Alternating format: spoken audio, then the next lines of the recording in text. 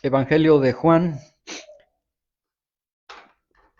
Vamos al capítulo 5, por favor. Evangelio de Juan, capítulo 5. El domingo anterior nosotros leímos el Evangelio de Juan del versículo, el capítulo 5 del versículo 1 al versículo 18, ¿sí? Y el domingo anterior nosotros leímos acerca de Jesús, esta visita que hace en el estanque de Betesda, el encuentro que tiene con el hombre paralítico que tenía muchos años de estar ahí y que el Señor le pregunta, ¿quieres ser sano? Y Señor, pues ¿cómo voy a entrar al estanque si en lo que se mueven las aguas yo trato de entrar y ya alguien me ganó, etcétera, ¿sí? Y nosotros concluíamos la exposición del domingo anterior con las siguientes ideas, ¿sí? Que este texto, del versículo 1 al versículo 18, nos confrontaba con la pregunta, ¿quieres ser sano? Y veíamos nosotros a la luz de los textos que leíamos que para responder a la pregunta que el Señor hace, ¿quieres ser sano? Necesitamos nosotros reconocer nuestra enfermedad. Si no reconocemos nuestra enfermedad, pues es que no queremos ser sanos. Necesitamos reconocer nuestra incapacidad de sanarnos a nosotros mismos.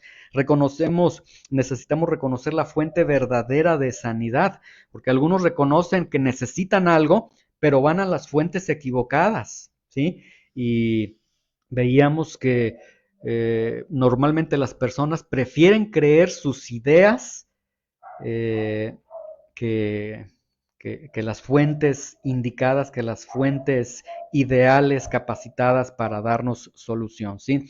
Hay personas, por ejemplo, prefieren creerle a alguien que no es un médico certificado, titulado, etcétera. Es que doña Juanita me dijo que mi enfermedad es esto y que con esto me voy a curar. Prefieren creer a personas que no están capacitados, prefieren ir a las fuentes equivocadas a la fuente equivocada. Y en tratándose de Dios también necesitamos reconocer la fuente verdadera, ¿sí? Y necesitamos también, veíamos en la sesión anterior, asumir la responsabilidad de la nueva vida en Cristo. El Evangelio de Juan es un evangelio muy hermoso porque nos ha presentado el creer en Jesús, pero el creer ya hemos visto que para Juan, el evangelista, significa compromiso, significa obediencia. En nuestro cristianismo el día de hoy es tan fácil desobedecer, es tan fácil hacer lo que yo quiero. Cuando yo quiera, cuando yo pueda, Señor, sí voy a estar ahí, sí voy a seguirte, sí voy a orar, sí voy a obedecerte, etcétera. Y cuando no quiera, Señor, primero es mi familia, primero son mis asuntos, primero es mi vida, etcétera. Y no entendemos el cristianismo a la luz de lo que el Evangelio nos está mostrando. Por eso el Señor preguntaba, ¿quieres ser sano? Pues necesitas reconocer tu enfermedad, necesitas reconocer tu incapacidad de sanarte, necesitas reconocer la fuente verdadera y necesitas asumir la responsabilidad de la nueva vida en Cristo, ¿sí? De tal forma que decíamos en la sesión anterior, si hay enfermos el día de hoy que no son sanados, no es porque no falte el doctor, el gran médico, sino porque no quieren ser sanados. Es mejor vivir una vida a mi manera, aunque sea una vida doliente, pero yo vivo la vida como yo quiera, ¿sí? Veíamos que también estos textos nos confrontaban con la realidad de la salvación que implica la obediencia inmediata y enseñábamos, quitemos de nuestras mentes ya un cristianismo sin obediencia. Un cristianismo sin obediencia no es cristianismo. Si no estás obedeciendo al Señor, no te engañes, no eres cristiano. Necesitas que el Evangelio se te sea presentado, necesitas creer al Evangelio. Y el día de hoy, el tema que tenemos, de hecho, creo que si vives una vida de desobediencia, no te va a agradar lo que vamos a ver el día de hoy, pero es necesario ver lo que el Señor está diciendo. Vimos también que los textos anteriores nos confrontaban con esta verdad hermosa de que Dios no descansa, de que Jesús dice, mi Padre, hasta este momento no descansa ni yo, lo cual significa que Dios a través de Cristo está trabajando para buscar lo que se había perdido. Y concluíamos con esta solemne declaración, que Dios nos guarde de que algún día nos venga alguna cosa peor porque rechazamos al Señor y porque nos mantenemos en nuestros pecados y nos mantenemos rechazándole, ¿sí? Le decía el Señor, ha sido sanado ten cuidado que no te venga algo peor, y esto lo podemos entender también es para cada uno de nosotros. El cristianismo entonces no es juego. Y vamos el día de hoy, vamos a Juan 5:18 para tener este trampolín, este contexto y poder ver los textos que vamos a leer el día de hoy. Vamos a leer realmente muy pocos textos, pero estos textos contienen una verdad muy fuerte de lo que el Señor está diciendo. Evangelio de Juan capítulo 5:18. Concluimos nuestra exposición del domingo anterior con lo siguiente. Por esto los judíos aún más procuraban matarle, porque no solo quebrantaba el día de reposo, sino que también decía que Dios era su propio Padre, haciéndose igual a Dios. Y concluíamos, querían matar a Jesús porque sanaba, querían matar a Jesús porque sanaba en día de reposo, querían matar a Jesús porque decía que su padre y él eran iguales, o sea, porque Jesús decía que era Dios. Y concluíamos que el día de hoy muchos también quieren ver muerto a Jesús, les conviene que Jesús esté muerto, porque si Jesús es lo que dice que es, entonces mi vida está mal y mi vida tiene que ser corregida, y pues yo quiero dirigir mi vida, ¿sí? El día de hoy vamos a leer del versículo 19 al versículo 23. Vamos a leer estos pocos textos. Dice lo siguiente: respondió Jesús, continuando esta contestación que da en los versículos anteriores. Respondió Jesús entonces y les dijo: de cierto les digo, no puede el Hijo hacer nada por sí mismo, sino lo que ve al Padre, porque todo lo que el Padre hace también lo hace el Hijo igualmente. Porque el Padre ama al Hijo y le muestra todas las cosas que Él hace, y mayores obras que éstas le mostrará, de modo que ustedes se maravillen. Porque como el Padre levanta a los muertos y les da vida, así también el Hijo a los que quiere da vida. Porque el Padre a nadie juzga, sino que todo juicio dio al Hijo, para que todos honren al Hijo como honran al Padre. El que no honra al Hijo, no honra al Padre que le envió. Y el tema que tenemos para hoy se va a titular Estamos advertidos, y así vamos a terminar esta exposición con un estamos advertidos. Y de hecho, este mensaje que voy a dar considero que quizás va a ser un parteaguas aquí en este grupo, porque lo que expone el Señor Jesucristo es tan contundente que nos lleva a la responsabilidad de comunicarles a algunos de ustedes que consideren el si quieren continuar siguiendo este grupo, si consideran todavía seguirse congregando, o mejor toman una decisión de llevar sus vidas con las riendas con las que las han llevado hasta el día de hoy, ¿sí? Es un tema fuerte, pero son palabras que el Señor Jesucristo está mencionando, y vamos a orar para que el Señor use sus palabras que dio un día y que vuelvan a tener vida y que puedan sacudir nuestros corazones. Señor, te damos gracias en esta mañana, Señor. Te damos gracias por tu palabra, te damos gracias por la oportunidad que nos das de ir a este evangelio glorioso, Señor, a las letras de estos versículos. Yo te ruego que nos hables hoy, Señor, que nos hables como nunca nos has hablado, que sacudas nuestras vidas y que podamos entender, Señor, quién eres tú, que podamos verte a ti, Señor, a través de la Escritura. En el nombre de Jesús, amén. Muy bien, vamos al versículo 19. Son pocos versículos. De hecho, yo creo que la exposición no será muy larga. Yo les ruego que pongan toda su atención. Ya el domingo anterior yo hice un llamado de que no se estén distrayendo, de que no se estén durmiendo. Esto, con todo el respeto de mi corazón, es un insulto a la misma palabra de Dios. Esfuércense, por favor, en escuchar, en recibir el mensaje de Dios. No es posible que todas las actividades que nosotros realizamos les damos una importancia increíble, ahí no nos dormimos, ahí estamos muy abiertos, pero cuando estamos ante la palabra de Dios, vienen tantas cosas tan importantes en ese momento. Yo entonces les ruego, esfuércense y vamos a escuchar lo que el Señor está diciendo. Dice el versículo 19, respondió entonces Jesús y les dijo: de cierto les digo, no puede el Hijo hacer nada por sí mismo, sino lo que ve hacer al Padre, porque todo lo que el Padre hace también lo hace el Hijo igualmente. Jesús continúa entonces dando esta respuesta a este ataque que le han lanzado, de que quieren matarlo porque sana en días de reposo, porque se hace igual a Dios, etcétera, todo esto. Pero aquí vemos algo muy interesante. Jesús establece un vínculo entre la sanidad del hombre paralítico y la obra del Padre. Vean cómo dice, no puede el Hijo hacer nada por sí mismo, sino lo que ve hacer al Padre. Esto significa que lo que sucedió hace poco es que Jesús sanó a un paralítico. Entonces, con estas palabras, Jesús les está diciendo, esa sanidad yo no la hice por mi propia cuenta, porque recuerden, le dicen al paralítico, ¿y quién te ordenó? ¿Y quién esto? Y empiezan a cuestionar, ¿quién tuvo esa autoridad, esa osadía para hacer esto en este día de reposo? Y Jesús les está contestando y está diciendo, yo lo que hice, lo hice porque el Padre lo hace.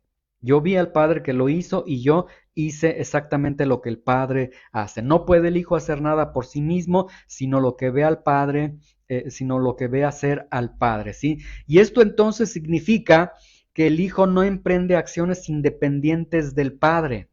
Hay un sometimiento absoluto del Hijo hacia el Padre y que las acciones del Hijo coinciden con lo que el Padre hace, ¿sí? Entonces, con esta respuesta, vean con mucha atención, con esta respuesta que Jesús les ha dicho, no puede el Hijo hacer nada por sí mismo, sino lo que ve hacer al Padre, porque todo lo que el Padre hace también lo hace el Hijo igualmente. Con esta respuesta, Jesús les está diciendo prácticamente, yo soy Dios. Les está mostrando quién es Dios y les está diciendo, yo mismo soy Dios. Si vieron ese paralítico que sanó, el Padre es el que lo hace, yo hago las obras del Padre, entonces, ¿quién lo hizo? Soy yo lo hice, yo mismo soy Dios, ¿sí? Entonces, aquí vemos que el Señor Jesús les contesta de una manera contundente y les deja ver que Él es Dios, les está mostrando su deidad. Obviamente, para este grupo de judíos que entendemos son fariseos, son religiosos, están molestos con esta respuesta que les está dando, pero aquí nos revela el corazón lamentablemente nos revela el corazón humano, ¿sí? La sanidad del paralítico, vean, están en Bethesda, en un estanque lleno de enfermos.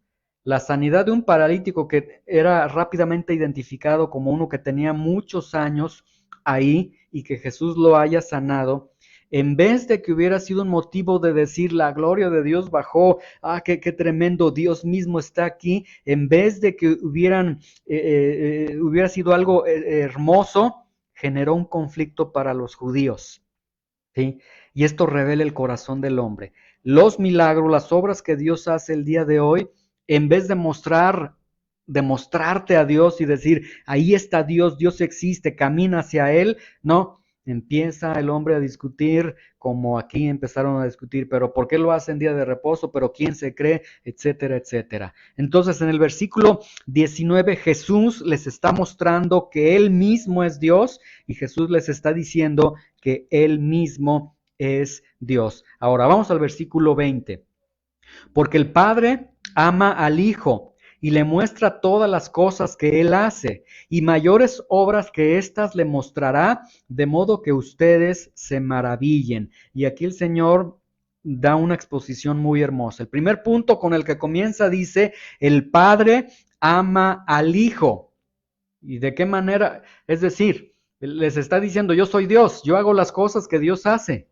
Ahora les está diciendo, pues ese Dios que obra milagros, ese Dios me ama a mí. Y la prueba de que me ama, ahí está, con el mismo paralítico que ha sido sanado. El Padre ama al Hijo. Y luego les dice, el Padre le muestra al Hijo las obras que el Hijo hace. Nuevamente, yo lo que hago es porque vi que el Padre lo hizo y el Padre entonces me autoriza y me dice, sana a ese paralítico, libera a ese endemoniado, etcétera, porque el Hijo lo ve haciéndolo al Padre. Y luego da un tercer punto, el Padre le mostrará obras mayores al Hijo. Y estas obras mayores, la obra que vieron fue impresionante, un paralítico de muchos años sanado. Las obras mayores ahorita vamos a ver a cuáles se está refiriendo. Entonces les dice, el Padre me ama, no tan solo soy yo Dios, no tan solo soy igual al Padre, sino que el Padre me ama profundamente hago lo que el Padre me dice que yo tengo que hacer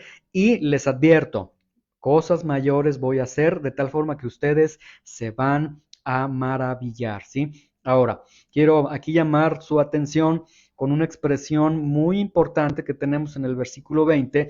Vean ahí en el versículo 20, dice, porque el Padre ama al Hijo y le muestra todas las cosas que Él hace. Vean con mucho cuidado.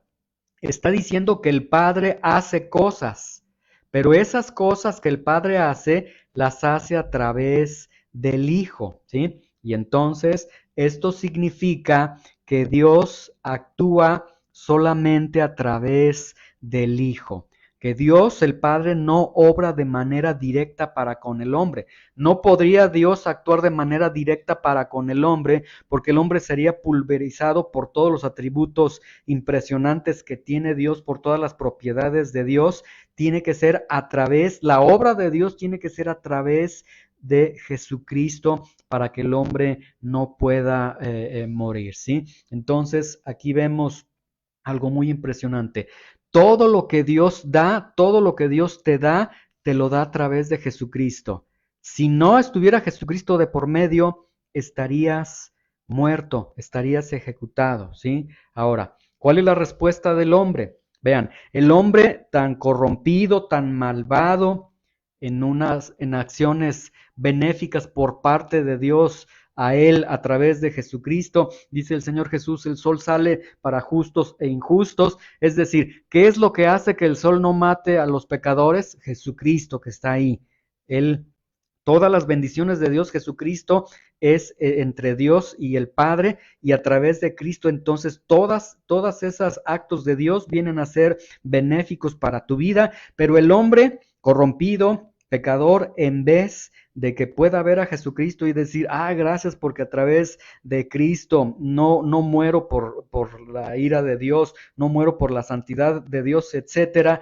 El hombre comienza, se enoja contra Dios y empieza a decir, pero en el caso de esta narración, pero ¿quién es el que ordene que se haga esto en día de reposo? Y en nuestros días la pregunta sería, pero ¿quién se cree él para que dirija mi vida o que le tenga que obedecer? Y vemos nuevamente que describe el corazón humano.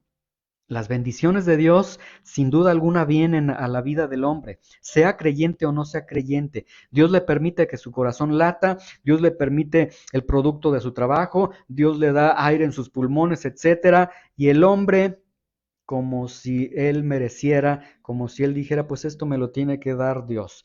Pero si nosotros entendemos las palabras de Jesús, que Dios obra no de manera directa para con el hombre, sino que Dios obra a través de Jesucristo, entenderíamos que esto es totalmente impresionante, ¿sí? Ok, ahora vamos al versículo 21. Sigue hablando el Señor Jesús y luego dice, porque como el Padre levanta a los muertos y les da vida, así también el Hijo a los que quiere da vida. Y aquí tenemos una declaración impresionante del Señor.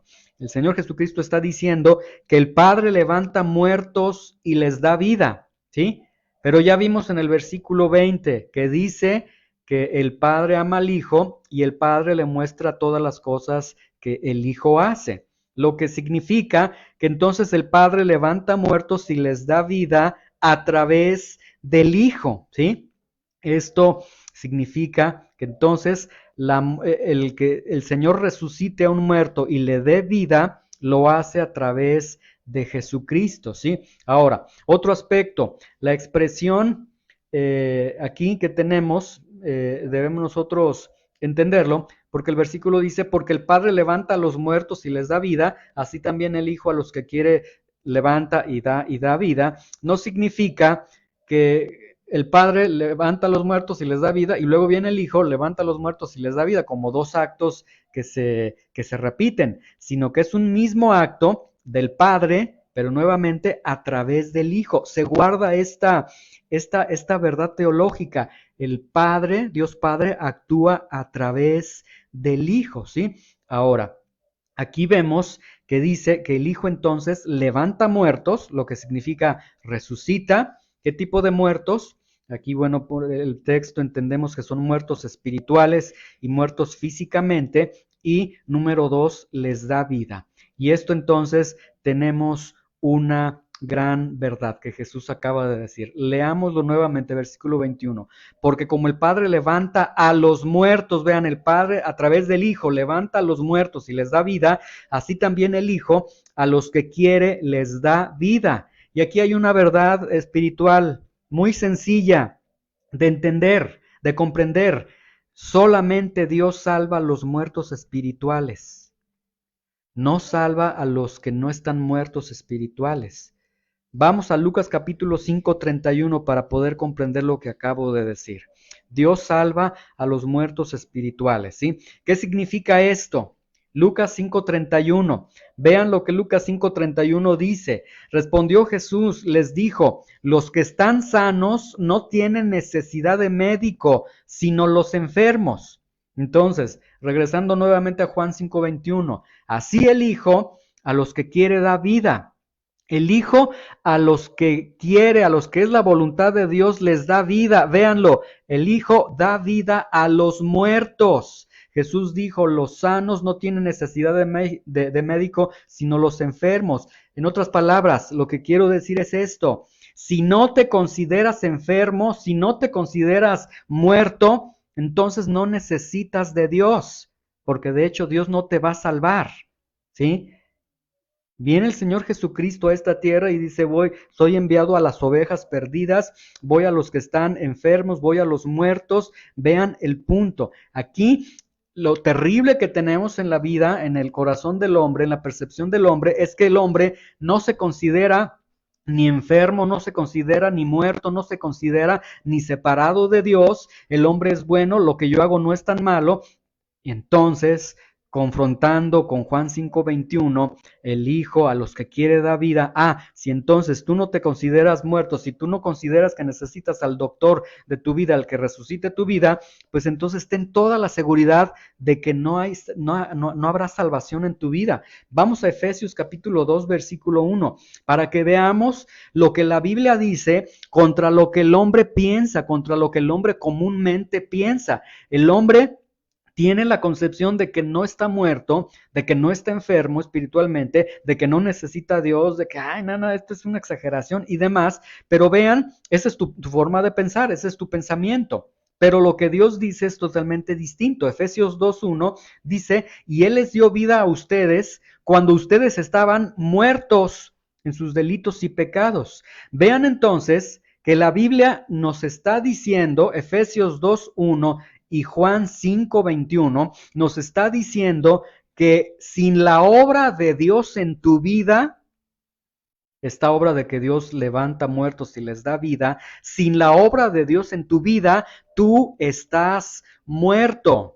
No estás enfermo, no estás en problemas, no estás en una depresión, no estás en una situación en la que no puedas resolver con tu iniciativa y que digas, cuando yo quiera, yo busco a Dios y lo encuentro. No, la Biblia está diciendo, tú estás terriblemente muerto. Ahora, teológicamente la muerte tiene varios aspectos. Incluye muerte física, muerte espiritual y muerte eterna. Como ahorita la mayoría están vivos y dicen, no, pues a mí no me interesa Dios, están muertos espiritualmente, por eso no quieren dirigirse a Dios, pero un día se van a dirigir a una muerte física y a una muerte eterna. Entonces, el hecho de que la Biblia esté diciendo que tú estás muerto es la noticia más horrenda que tú puedas escuchar en esta tierra, ¿sí? Ahora regresemos a Juan 5:21.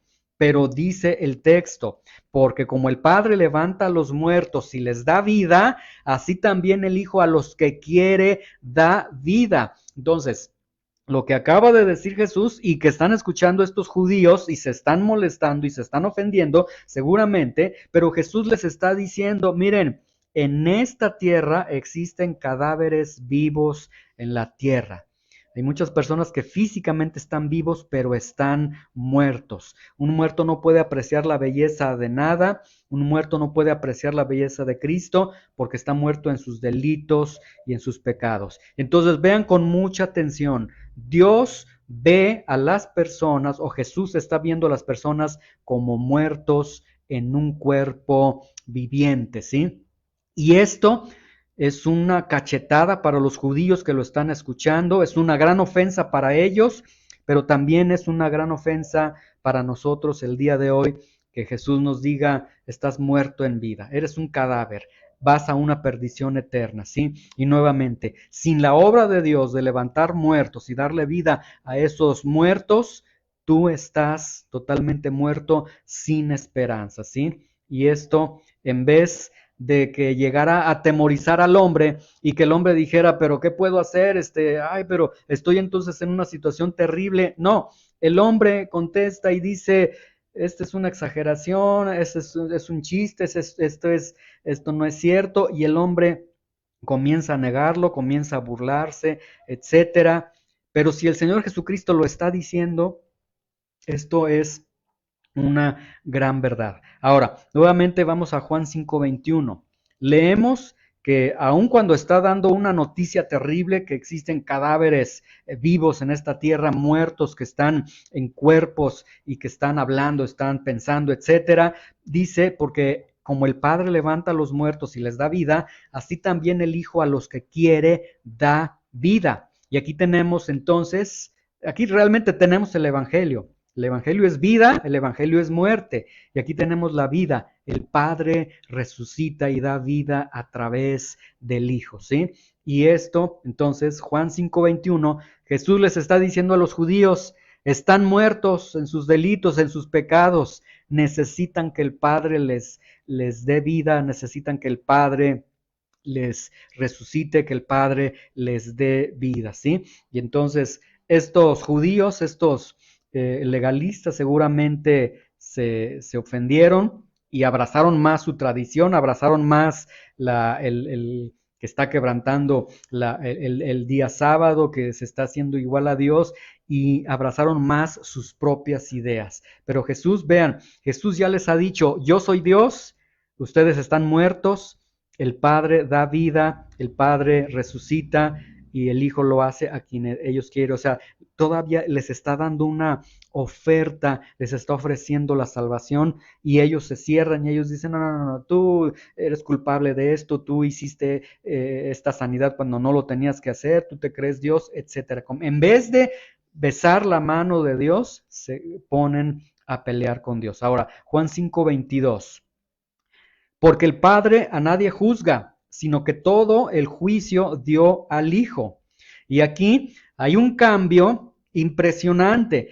El versículo 21, vean, porque como el Padre levanta a los muertos y les da vida, así también el Hijo a los que quiere da vida. Y esta es una parte que la mayoría de los cristianos quieren. El Hijo da vida, el Hijo perdona, el Hijo me levanta, el Hijo esto y aquello. Pero inmediatamente después de que dio esta verdad, ahora Jesús dice, el Padre a nadie juzga, sino que todo el juicio dio al Hijo.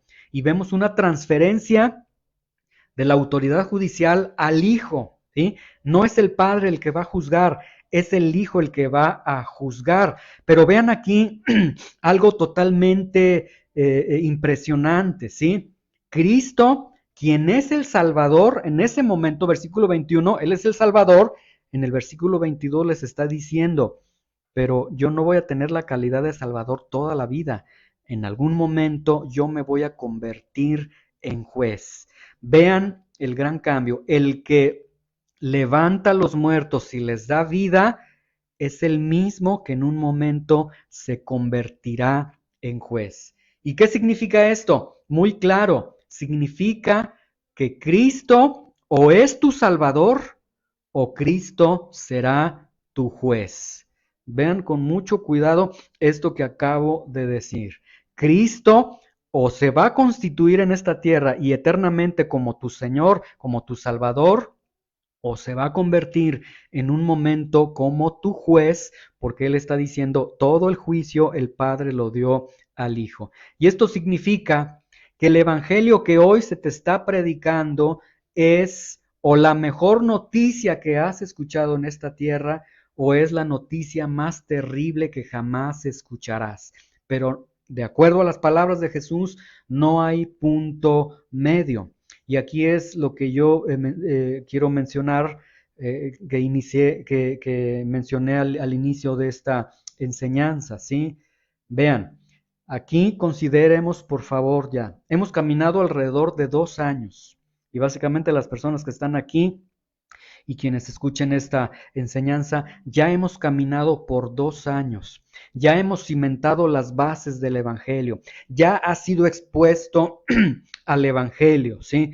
Ahora, si el Evangelio que se te ha predicado no ha producido el mínimo temor por Dios, no ha producido, no te ha dirigido a la salvación de tu alma, no te ha dirigido a creer, a obedecer, a someterte, a vivir un cristianismo, o sea, no ha hecho nada esta palabra, entonces yo en verdad hago una invitación, ya de escuchar, deja de reunirte mejor. Yo te invitaría, mejor ya no vengas, porque lo único que está sucediendo es que estás acumulando mayor condenación, porque a mayor luz, mayor condenación, mayor responsabilidad.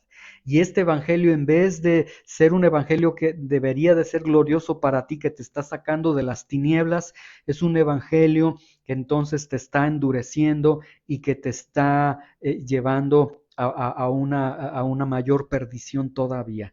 Y la verdad, yo prefiero que cada uno de ustedes sean honestos, sean sinceros. Si se ofenden, qué bueno, que se ofendan, que la palabra de Dios los ofenda. Yo preferiría que dijeran, ¿sabes qué? Te estás pasando, te estás excediendo, nos vemos, adiós, que Dios los bendiga. Yo preferiría terminar con este grupo a continuar con la exposición del Evangelio cuando este Evangelio pueda convertirse en la peor noticia que tú estás escuchando en esta tierra y que un día aquel que debería de haber sido tu juez y que te diga bienvenido, te diga vamos a ajustar cuentas y viene el juicio de Dios para tu vida.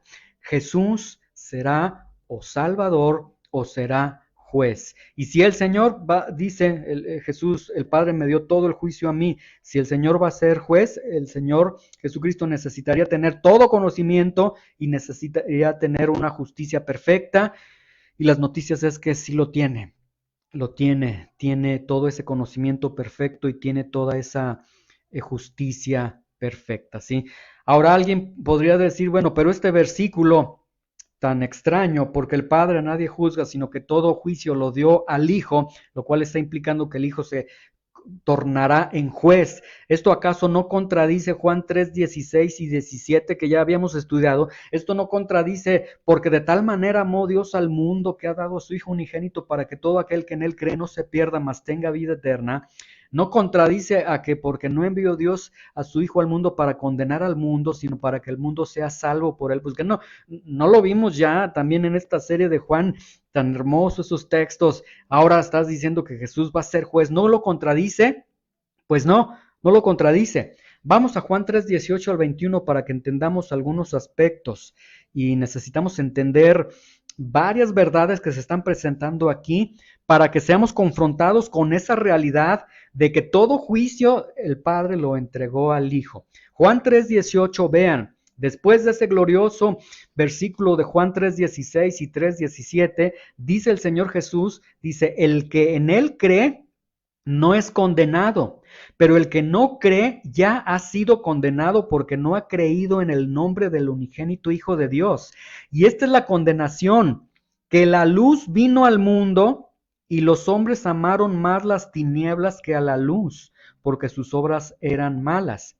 Vean que el texto sí habla de condenación, porque todo aquel que hace lo malo aborrece la luz y no viene a la luz para que sus obras no sean reprendidas. Mas el que practica la verdad viene a la luz para que sea manifiesto que sus obras sean hechas en Dios. Ya habíamos visto estos textos, ¿sí?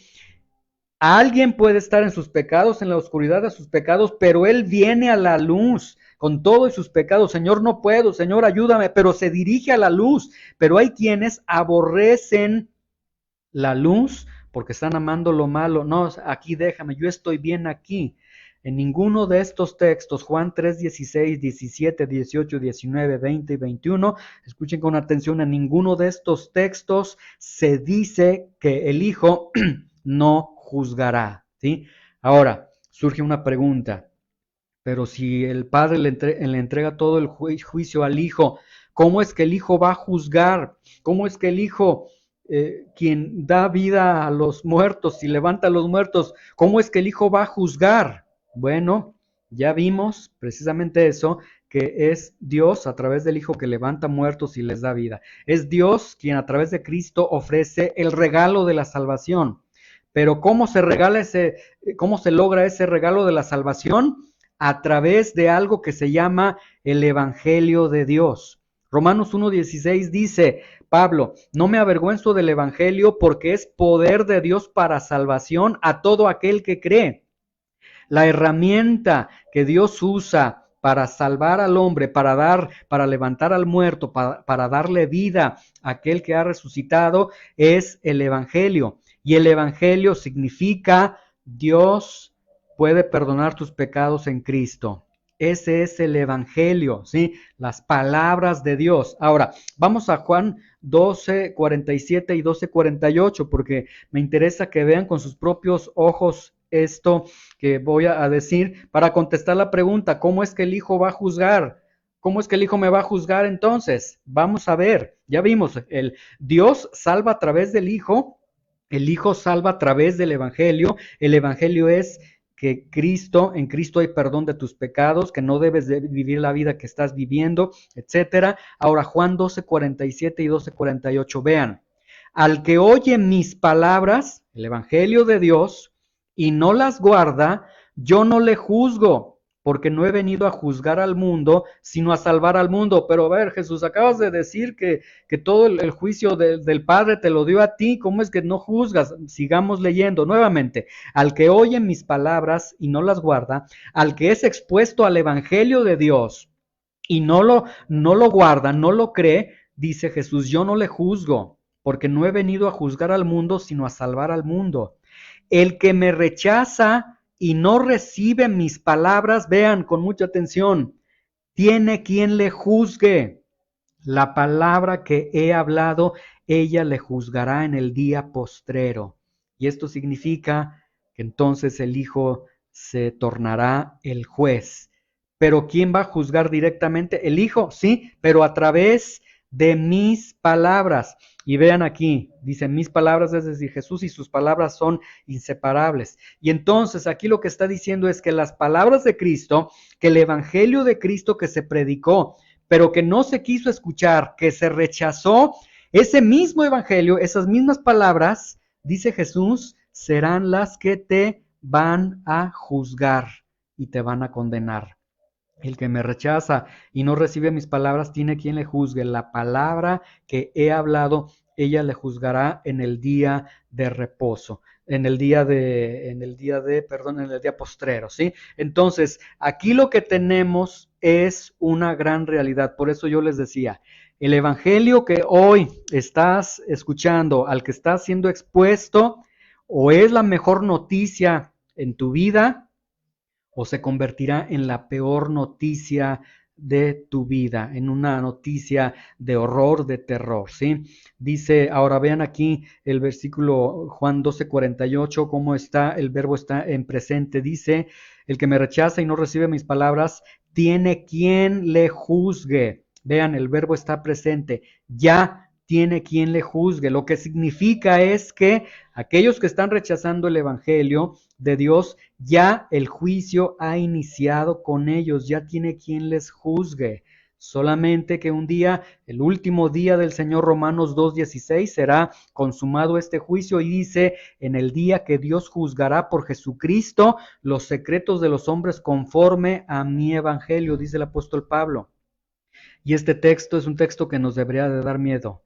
El mismo evangelio que se te predicó es con el mismo evangelio que se te va a juzgar, ¿sí? Porque el evangelio de Dios ya te está juzgando. Ya sabes lo que debes creer, ya sabes hacia dónde te debes de dirigir, ya sabes lo que tienes que hacer, etcétera, pero no lo haces porque no quieres, porque lo rechazas. Ya hay juicio en tu vida y un día todos los secretos de tu corazón serán expuestos y el evangelio será tu verdugo. Es duro decirlo, pero es lo que la palabra de Dios está presentando. La realidad que Jesús está presentando aquí confronta a los judíos, es una verdad sumamente terrible Y esta es una verdad que también nos confronta a nosotros y es una verdad totalmente terrible, pero es la verdad. Y es una verdad que puede causar molestia. Pues no, que Él es amor. El problema es que nosotros el atributo del amor de Dios, de la misericordia de Dios, los ensalzamos tanto, pero todos los atributos de Dios, su justicia, su ira y tantos atributos que Dios tiene, los olvidamos. Esta es una verdad. Nadie lo puede negar, nadie lo puede evitar, nadie lo puede cambiar. El Evangelio de Dios se convertirá entonces en el elemento que Jesucristo estará usando para juzgar al hombre, ¿sí? Y esto debería de producir un gran cambio en la vida, en el corazón de las personas. Voy a relatarles la historia de una persona que estuvo a unos instantes de una eternidad sin Cristo y lo que produce el Evangelio en la vida de esta persona. Vamos al libro de Hechos, capítulo 16, versículo 27 al 29. Aquí en este libro de Hechos 16, 27 al 29, se relata que el apóstol Pablo, junto con otra persona, es encarcelado, después tiembla la cárcel, se abren las celdas, los muertos se les caen las cadenas, etcétera, y luego dice el versículo 27, despertando el carcelero y viendo las puertas de la cárcel, sacó la espada y se iba a matar, porque él dijo, ya se me escaparon los presos, entonces él sacó su espada para matarse, para quitarse la vida él mismo, pensando que los presos habían huido. Dice el versículo 28, mas Pablo clamó a gran voz diciendo, o sea, Pablo le tuvo que gritar porque él ya iba directo a quitarse la vida. Y Pablo le grita y le dice, no te hagas ningún mal. Todos estamos aquí, todos los presos están aquí, ningún preso se ha escapado. ¿Sí? Vean el versículo 29. Aquí en el versículo 28 al carcelero le dicen, están todos los presos, verifícalo. Entonces verifican y sí, todos los presos están en su lugar. Pero vean el versículo 29. Él entonces, pidiendo luz, se precipitó adentro y temblando se postró a los pies de Pablo y Silas.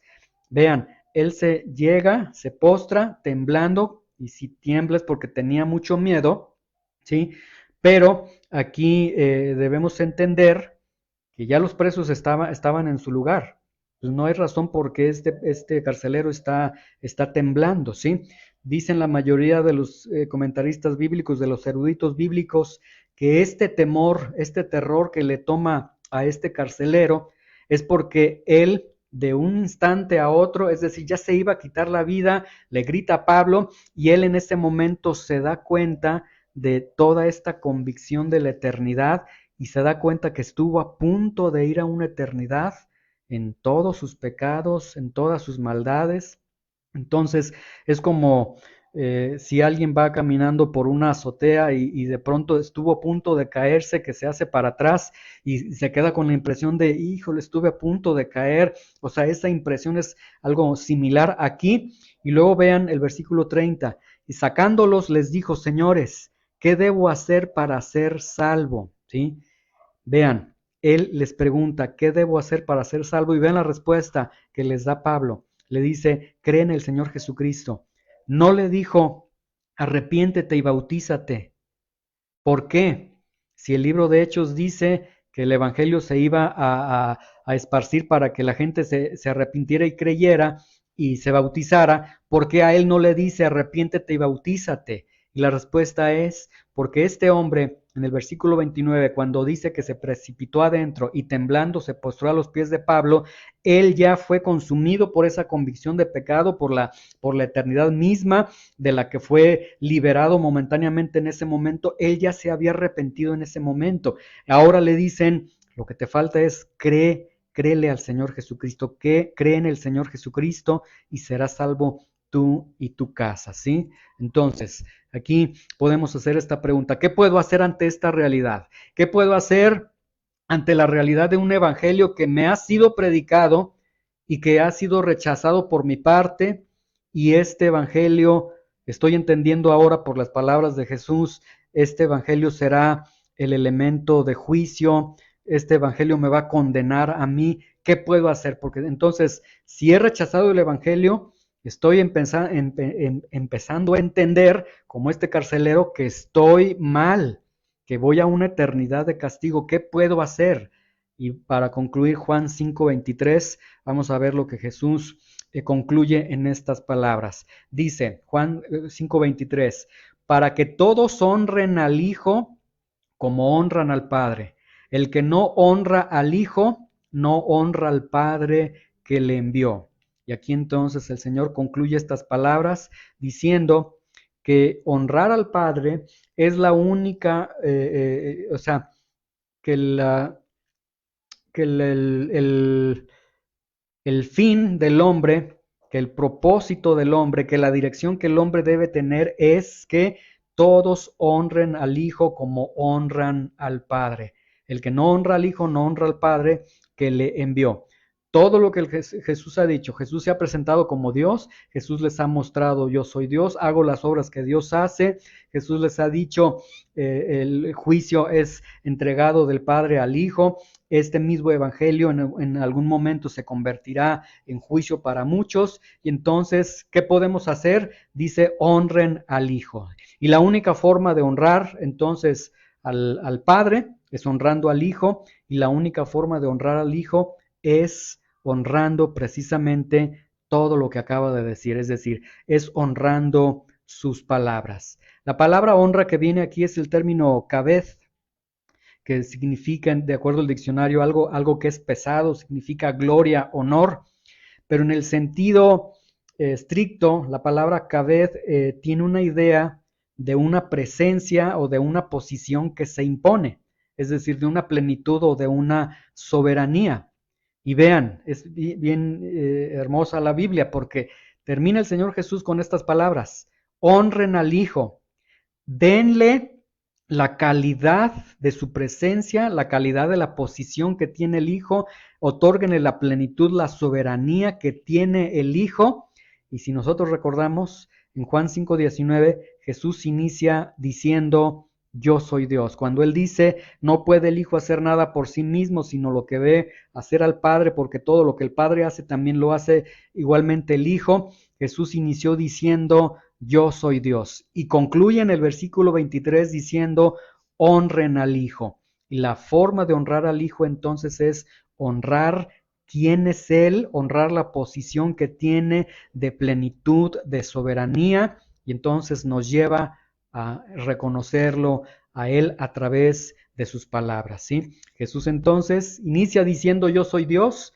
Lo que yo hago lo hace Dios, lo que veas que yo hago exactamente lo hace Dios, lo que veas que yo digo exactamente lo dice Dios. Y entonces esto nos lleva, por último, a estas grandes verdades. Quita la idea de un Dios concebido en tu propia imaginación. Quita la idea de un Dios que te tiene que estar rogando. Porque esta idea de que Dios toca la puerta de tu corazón, Dios te está rogando, hoy Dios te está esperando, no viene en la Biblia, ¿sí? Quita ya esa idea de un Dios que está rogando. El día de hoy se te ha presentado un Dios, Jesús como Dios, Jesús como un Salvador ahora, pero como un juez en lo futuro. Quita entonces esa idea falsa de un Dios que te está rogando. Cuando tú buscas a Dios, cuando tú dices voy a obedecer, no le estás haciendo ningún favor a Dios para que no tengas en tu corazón, en tu mente, hoy qué buen cristiano soy. Quita ya esas ideas de tu corazón. Quita la idea de un Dios al cual puedes acudir cuando quieras, puedes acudir cuando tú quieras. Hoy sí quiero, hoy sí voy, hoy no quiero, hoy Señor, hoy yo hago lo que yo quiero, hoy yo vivo para mí. Quita la idea de ese Dios. Te has estado engañando tú mismo y lo que ha sucedido es sencillamente que has estado rechazando el Evangelio de Dios. Y este Evangelio de Jesucristo será, como hemos visto, el Padre ha entregado todo juicio al Hijo, será el medio por el cual Dios te va a juzgar. Entonces, Dios, este Evangelio, o es la mejor noticia que tú puedes escuchar, o la peor noticia que tú estás escuchando. Y lo irónico es que en este momento muchas personas están en el infierno, están en la condenación, en un lugar de terror, de horror, y los recuerdos, la agudeza de su conciencia, lo que más les está carcomiendo es cada una de las palabras de que Cristo salva, de que Cristo perdona los pecados que ellos rechazaron, ¿sí? Entonces, el Dios que hemos leído en estos versículos es un Dios que levanta a los muertos y que les da vida con sus palabras, pero también es el Dios que con sus palabras condena a todo aquel que las rechace. Y concluimos con el título de esta enseñanza: estamos advertidos. Estás advertido, ¿sí? Entonces, aquí yo oro para que Dios abra tu corazón y que tú te dirijas al Dios que levanta a los muertos y que da vida. Y dice el texto, a los que el Hijo quiere. Que tú puedas decirle: Hijo de Dios, quiere en mi vida, quiere en mi vida darme, resucitarme de mis pecados. Porque si no, bueno, la advertencia ya está marcada en tu vida. Tú debes de tomar algunas decisiones que tienen que ver con la misma eternidad de tu vida, de tu corazón. Señor, te damos gracias en esta mañana, Señor, por esta exposición.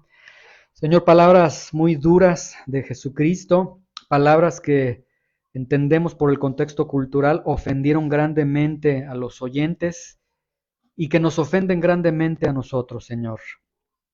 En una ocasión cuando Jesús, y vamos a leerlo más adelante en el capítulo 6, cuando Jesús les expuso la verdad: tienen que comer mi cuerpo, tienen que beber mi sangre, dice que muchos discípulos lo abandonaron. Pero Jesús le dijo a sus discípulos: ¿y ustedes que también quieren irse con ellos? Váyanse con ellos. Y aquí lo que nos muestra es un golpe a la humanidad, un golpe al orgullo. Señor, perdónanos por un Dios falso, por la imagen de un Dios de que, Dios me ruega, Dios, Señor, perdónanos por tan siquiera pensar eso. Y abre el corazón a la realidad de una eternidad en la que podemos ser juzgados por este mismo mensaje que salva a las personas el día de hoy. Señor, produce la salvación. En tu soberanía alcanza con tu evangelio a los que tienen que ser alcanzados, Señor. Y aquellos que rechazan el evangelio, aun cuando han sido iluminados, tu palabra dice que aun en los que se pierden tú eres glorificado, Señor. Pero te rogamos que alcances a todos, Señor, que en tu misericordia alcances a todos. Has quebrantado la humanidad, has quebrantado el orgullo y nos has colocado en la verdad de la eternidad en cada uno de nosotros. Danos ese temor, danos esa urgencia que tuvo este carcelero, Señor, de que estuvo a nada de una eternidad sin Cristo. Ayúdanos a entender. Sálvanos, Señor, en el nombre de Jesús. Amén.